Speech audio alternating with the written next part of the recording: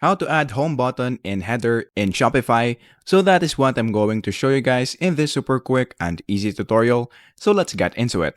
So the first thing that we need to do is to, of course, open our Shopify store right here and make sure that we are logged in into your account.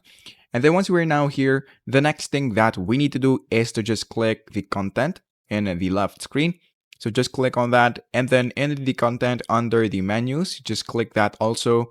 And then in the menus, you will see that we have here the main menu. So if you don't have under the menu items, the home, then all you have to do is to just click on that. And then in this part, you can just click add menu item right there. So let's say, for example, that this is the home.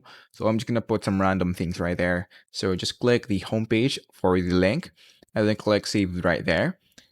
And then once you do that, we now have home and home too.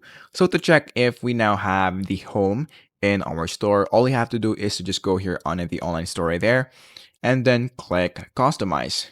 So currently, Shopify has an ongoing deal right now wherein you can just pay about $1 for the first 3 months for the basic, grow, and advance. So if you want to avail that deal right now, all you have to do is to go down below the description box and the pinned comment section. So there will be a link right there, which will redirect you into this page.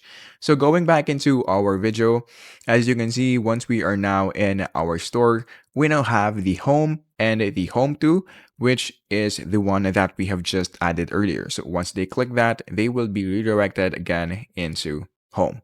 So that is basically it. That is how easy it is. That is how to add home button and header in Shopify.